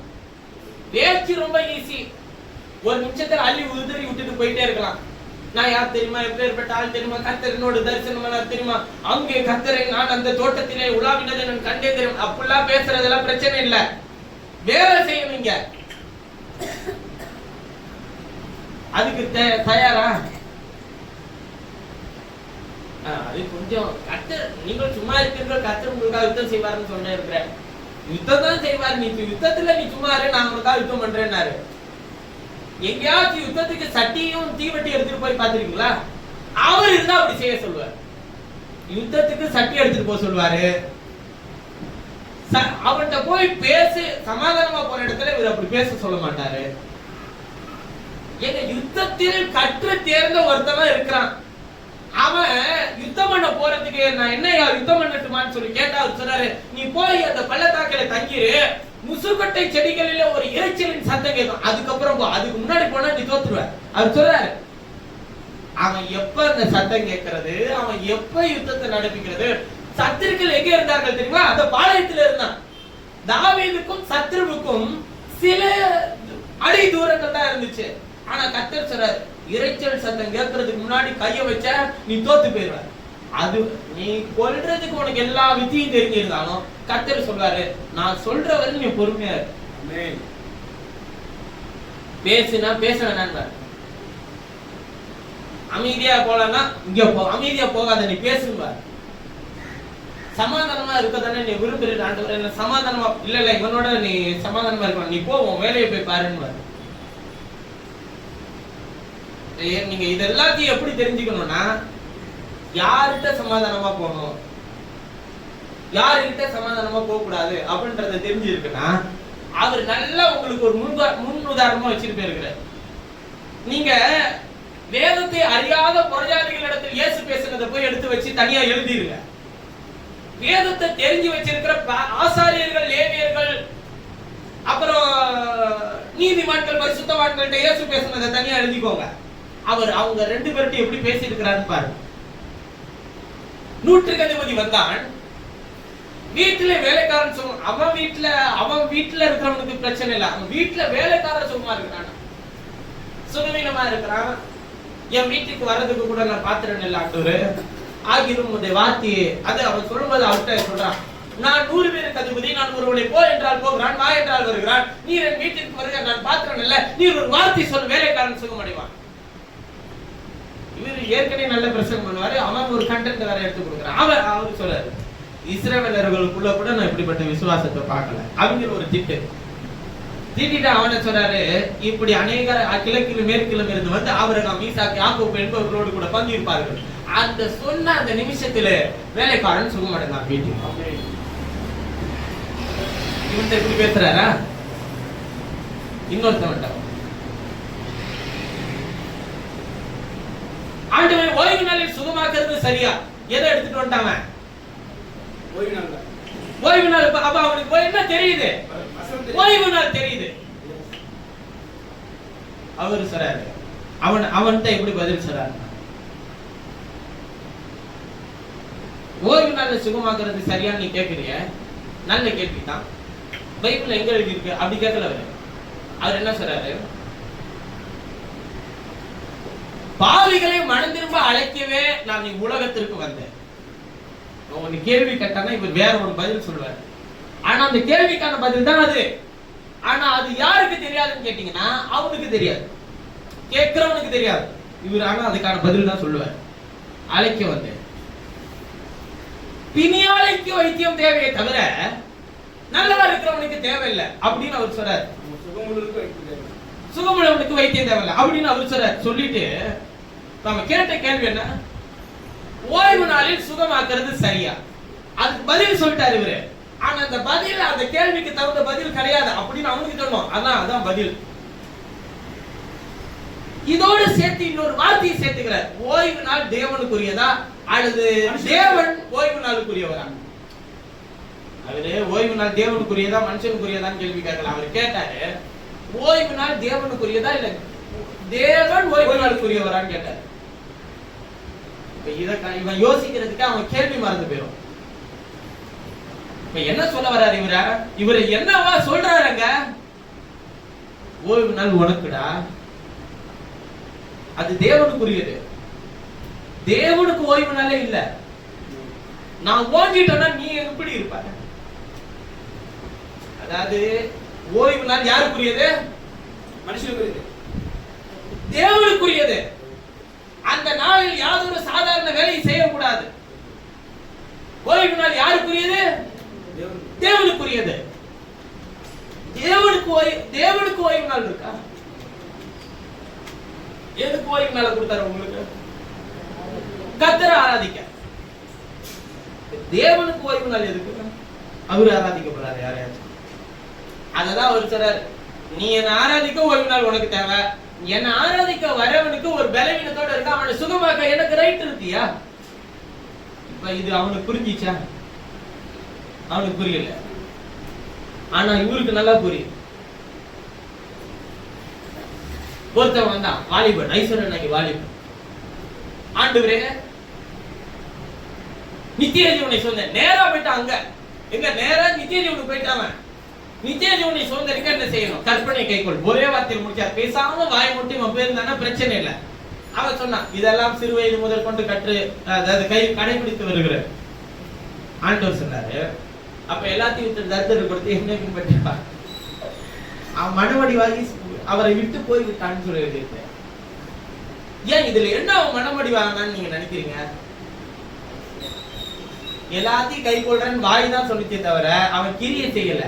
அது அவருக்கு தெரிஞ்சிருச்சு. சும்மா சொல்லுவான், செய்ய மாட்டான். ஏன்னா அவரை பின்தொடரணும்னா நிறைய வேலை செய்யணும், நிறைய உழைக்கணும், வேலையை கட்டணும். இஷ்டத்துக்கு கட்டக்கூடாது, சொன்னபடி கட்டணும். ஆசிரிப்பு கூடாரத்தை கட்டணும். இஷ்டத்துக்கு அதை கட்டிட முடியாது, சொன்னபடி கட்டணும். பாருங்க, நீங்க கர்த்தருக்கென்று வாழ்றது இருக்குல்ல, ரொம்ப கடினம். ஏன்னா நிறைய உழைக்கணும், நிறைய உடல் உழைப்பு போடணும், நிறைய தியாகம் பண்ணணும், நிறைய ஒப்புரவாகணும், நிறைய விட்டு கொடுக்கணும், நிறைய அன்பு செலுத்தணும். இதுல ஏதாச்சும் ஒண்ணு செய்ய தவறுனீங்கனாலும் நீங்க பின்தங்கிட்டே வருவீங்க. விசுவாசம் இருக்கு, வாயினால் அறிக்கை செய்கிறது சரியான்னு கேட்டா அது பத்தாது. நீதி உண்டாக இருதயத்தில் விசுவாசிக்க வேண்டும், ரட்சிப்பு உண்டாக வாயினால் என்ன செய்ய வேண்டும்? அதோட வசனம் நின்றுச்சா? அனுப்பப்படாவிட்டால் எப்படி விசுவாசிப்பார்கள்? பிரசங்கிக்காவிட்டால் எப்படி கேள்விப்படுவார்கள்? கேள்விப்படாவிட்டால் எப்படி அவருடைய வார்த்தையை விசுவாசிப்பார்கள்? விசுவாசம் கேள்வியினால் வரணும், கேள்வி தேவனுடைய வசனத்தினால் வரணும். எவ்வளவு ஈஸியா உங்களுக்கு வருது. இதுக்கு கர்த்தர் யார் அனுப்பணும்? அனுப்பணும். அனுப்பும் போது அவனுக்கு என்ன இருக்கணும்? போகணும் மனசு இருக்கணும், பலன் இருக்கணும், பிரசங்கம் வேணும். ஏறனே இறங்கின வச்சேன், தண்ணி வாங்கினேன், பாட்டில தூக்கிட்டு வந்தேன், எனக்கு என் கூட ஒருத்தனும் வரல, பாட்டில தூக்கிட்டு வர்றது யாருக்கு? பாட்டில தூக்கிட்டு வர ஒருத்தன் வரல. என்னோட யார் வந்தா திடீர்னு நான் மயக்கம் போட்டு விழுந்துட்டேன்னா என்னை காப்பாத்த யார் இருக்கா? ஒருத்தர் கேட்டார். கர்த்தர் ஊழியத்துக்கு 2 பேரை தானே அனுப்பினார், நீங்க மாத்திரம் தனியாக வருகிறீர்களே, வேறு சபையில வேறு யாரும் இல்லையா? மூப்பரை அழைத்துக் கொண்டு வாருங்கள், இல்லை என்றால் உங்கள் மனைவியாகவும் கூட்டிக் கொண்டு வாருங்கள். போகும்போது யார் தலையெழுத்துக்கு வச்சுட்டு போறது? கர்த்தர் என்னை அனுப்புறாரு ஐயா, நான் வர கர்த்தருடைய வேலையை செய்யற போறையா, என்னை காப்பாத்தாங்க. அவங்க எல்லாம் நல்லா இருந்ததை என்னையும் காப்பாற்ற முடியும். கர்த்தர் 2 பேரா ஊழியத்துக்கு அனுப்புனா, நான் ஊழியத்துக்கு வர வெறும் தடியை பிடிச்சிட்டு போனான், பாதரட்சிய மாத்திரை எடுத்துக்கிட்டு போனான், நடந்தே போனான். இப்ப பஸ்ல நான் மட்டுமா போறேன்? என்னோட 52 பேர் வரேன். ட்ரெயின்ல நான் மாத்திரமா போறேன்? என்னோட 2000 பேர் என் கம்பார்ட்மெண்ட்ல மட்டும் இருக்கான். அவன் என்னை நெருக்கி பாதுகாக்கிறான், அவன் சுவாசத்தை என் மேல வைக்கிறான். அந்த அனல்ல சந்தோஷமாய் போகிறேன் பயணத்தை. அதெல்லாம் சந்தோஷமா எடுத்துக்கலன்னா அடுத்த வாரம் நீங்க போக மாட்டீங்க. எப்போதும் போல பயணம் இருக்காது. ஒரு நாள் உட்கார்ந்துட்டு போற இடம் கிடைக்கும், அனுபவிச்சுக்கணும். ஒரு நாள் உட்காரவே முடியாது, அதையும் சந்தோஷமா என்ன பண்ணிக்கணுங்க, அனுபவிச்சுக்கணும். தேவன் நமக்கு கொடுக்கிற எல்லாவற்றிலும் பயணம் செய்தால்தான் எதை கொண்டு போய் சேர்க்கணுங்க, வார்த்தைய. அதுக்கு என்ன செய்யணும்? உழைக்க, கஷ்டப்படும். ஸ்மார்ட் ஒர்க் பிரதர், உட்கார்ந்த இடத்துல எல்லாருக்கும் தெரியப்படுத்திடலாம் பிரதர், தெரியப்படுத்தலாம். இன்னைக்கு வசதிகள் இருக்கு, இருந்தாலும் நேர்ல போய் என்ன பண்ணணுங்க, சந்திக்கணும். சரி, ஈசாக்கு அவன் பாட்டுக்கு நிம்மதியா எகிப்துக்கு போறேன்னு கிளம்பிட்டாங்க. பஞ்ச காலம் வந்துருச்சுங்க. ஈசாக்கு கர்த்தர் சொல்றார், நீ போகாத, எகிப்துக்கு போகாத. கேராருடைய மேய்ப்பர் வாக்குவாதம் பண்ணி துறவை வாங்கிட்டான், அதுக்கு ஏசேக்கு என்று பேர் வைத்தான். மீண்டும் ஒரு துறவை வாங்கிட்டான், அதுக்கு சித்தனா என்று பேர் வைத்தான். மூன்றாவது ஒரு துறவை தோண்டி தண்ணீரை கண்டான், அதுக்கு ரெகபோத் என்று பேர் வைத்தார். தேசத்தில் பழுகும்படிக்கு தேவன் நமக்கு ஒரு இடத்தை உண்டாக்கினார் என்று சொல்லி ரெகபோத் என்று பேர் வைத்தார். எல்லாம் நல்லதான் போயிடுச்சு. எவனா வாக்குவாதம் பண்ணாலும் அவன் இப்ப திரும்பி வரான். திரும்பி வந்து அவன்கிட்ட கேட்கிறான். அதுக்கு ஈசாக்கு சொல்றான், என்னையதான் பகைச்சி என்னை அனுப்பிட்டல, இப்ப எதுக்கு வந்தீங்க என்னை பார்க்க? சொல்லுவான், கர்த்தர் உன்னோடு கூட இருக்கிறார் என்பதை நாங்கள் நிச்சயமா அறிந்து கொண்டோம், அதனால் உனக்கு எனக்கு ஒரு உடன்படிக்கை பண்ணிக்கலாம் இருக்கிறோம். அவனை கர்த்தர் உங்களிடத்துக்கு அனுப்புகிறது சமாதானத்தோடு உடன்படிக்கை செய்து கொள்ள. நீ அவன் இல்லாம நீ ஜீவிக்க முடியும், ஆனா நீ இல்லாம அவனால ஜீவிக்க முடியாது.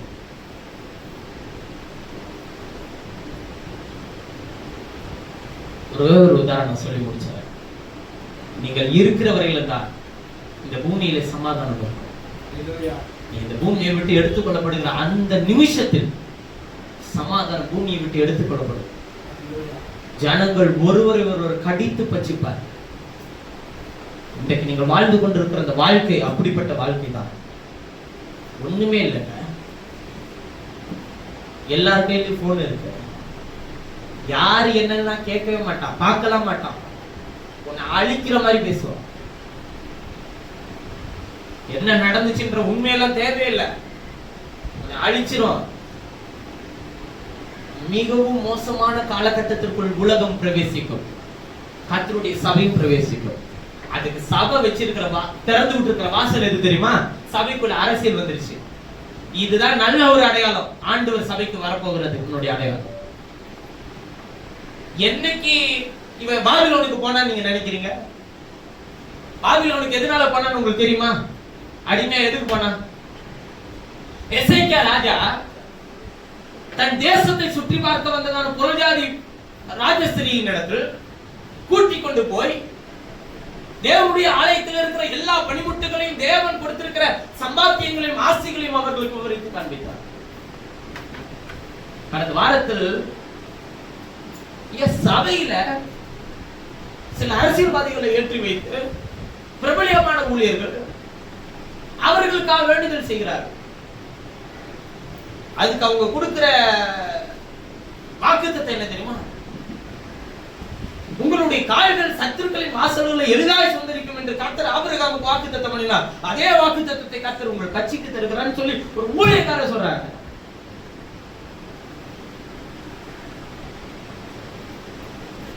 எனக்கு என்னன்னு கேட்டீங்கன்னா, இன்னும் இப்படி செய்யட்டும். கர்த்தர் சமீபமாகி வருகிறார். நான் அவரிடத்தில் பிரவேசிக்க இவர்கள் செய்கிற கிரியை நான் இன்னும் வரவேற்கிறேன். இயேசு வந்தப்ப என்ன நடந்துச்சு உங்களுக்கு கொஞ்சம் ஞாபகப்படுத்துறேன். அரசியலும் சபையும் ஒன்றாக இருந்தது, சரிதானே? இயேசு மாம்சீகத்தில் வந்தபோது எந்த அரசியல் இருந்துச்சு? ரோமர்களும் யூதர்களும் ஒன்றாக இருந்தாங்களா இல்லையா? இருந்தாங்க. இயேசு மாம்சத்துல வந்தாரா? சபையும் அரசியலும் ஒன்றா இருக்கும். இயேசு ஆவியில வருவார், மகிமையில வருவார். வரும்போது அவருடையவர்களை அவரிடத்தில் சேர்த்துக் கொள்வார். இது இன்னைக்கு நேரத்தில் இல்ல, இது கர்த்தர் வச்ச திட்டம். எங்க சபைக்குள்ள அரசியல் வராம இருந்துச்சு இத்தனை வருஷம்? இப்ப ஏன் வந்திருக்கு? ஏனென்றால் அவர்கள் இருதயத்துக்கு ஏற்றவர்கள் அவர்கள் ஆளுகிறார்கள். அவர்கள் எந்த ஆளுகை நேசிக்கிறார்கள், எந்த ஆளுகை வெறுக்கிறார்கள் என்று அவர்கள் அறியாமலே அதை நேசிக்கிறார்கள். இப்பதான் கர்த்தருடைய வருகை சமீபமா இருக்கு. நீ ரொம்ப நெருக்கத்துல நெருங்கி போயிட்டே இருக்கிற. நீ அவருக்கு சீஷனாய் மாத்திர எந்த ஆளுகிறவனுக்கும் நீ அடிமையா இருக்க. யாரும் உன்னை கொண்டு போறதில்லை, உன்னை கர்த்தர் தான் நடத்த போறார். ஆகினாலே உன்னோடு கூட கர்த்தர் இருக்கிறார் என்பதை உலகத்தின் கண்கள் காணட்டும். உலகத்தின் கண்கள் காணட்டும். உன் நடக்கைகள், உன் பேச்சுகள் எல்லாவற்றிலும் உண்மையாயிரு. உண்மையாய் வேலை செய், உண்மையாய் பிரயாசப்படு, அதிகமாய் கர்த்தரை தேடு, கர்த்தரை வாஞ்சி அதை மாத்திரம் பின்தொடர்ந்து பயணம் செய். கர்த்தர் உங்களையும் உங்கள் குடும்பங்களை காத்து நடத்தட்டும். நாம் யாவற்றையும் செய்வோம்.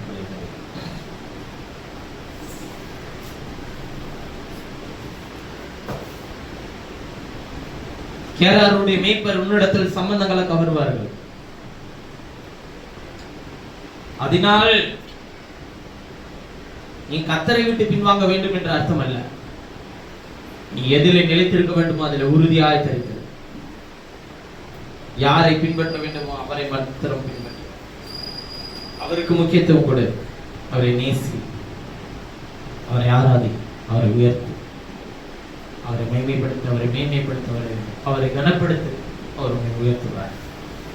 அவருக்காக உண்மையாக வேலை செய், அவருக்காக மாத்திரம் செய், அவருக்காக எல்லாவற்றையும் செய்ய ஆயத்தமாக, அவருக்காக அன்பு செலுத்த, அவருக்காக விட்டு, அவருக்காக உண்மையாயிரு, அவருக்காக உன் இருதயத்தை மாற்றிக்கொள். இயேசுப்பா, நான் உண்மையா இப்படி பயணம் செய்ய வேண்டும் என்று விரும்புகிறேன். ஆனால் என்னுடைய இருதயத்தின் நினைவுகளோ இவர்களுக்கு நான் ஏன் செய்ய வேண்டும் என்று எனக்கு தோன்றுகிறது. ஆண்டவரே, என்னை மாற்றும். உமக்கு உண்மையா இருந்து செய்ய எனக்கு உதவி செய்யும். என்னை ஆசீர்வதிங்க தாரும். உடைய வல்லமை எனக்கு தாரும். உடைய ஆவினால் என்னை நிரப்பும். என் குறைகளை என்னை விட்டு எடுத்து போறோம். உடைய சத்தியம் எனக்கு பரிசையும் கடகமாய் இருந்து நடத்துகிறோம். எல்லா கணத்துக்கும் துதிக்கும் பாத்திரராகி உண்மையே நான் ஆராதிக்கிறேன், தொழுது கொள்கிறேன், உயர்த்துகிறேன். நோவா எப்படி கர்த்தருக்கென்று கிரியை செய்தானோ சத்துருக்கள் கண்கள் காண நாங்கள் நீதியின் கிரியை செய்ய எங்களுக்கு உதவி செய்யும். ஆபேல் எப்படி கிரியை செய்தார், மோசே எப்படி கிரியை செய்தாரோ, தாவீது எப்படி கிரியை செய்தாரோ, ஈசாக்கு எப்படி கிரியை செய்தாரோ அப்படி நாங்கள் கிரியை செய்ய எங்களுக்கு உதவி செய்யும். இயேசு கிறிஸ்துவின் வார்த்தையும் பலனும் ஜீவனும் ஆசீர்வாதம் எங்களை தொடரட்டும். இயேசுவின் உன்னதமான நாமத்தில் வேண்டுதல் செய்கிறேன் ஜீவனுள்ள நல்லதுதான். என் ஆத்மாவே என் முழுவதுமே அவருடைய பரிசுத்த நாமத்தை சொல்கிறேன். என் ஆத்மாவே கர்த்தரை சொல்கிறேன். கர்த்தர் செய்த சகல உபகாரங்களை மறவாதே.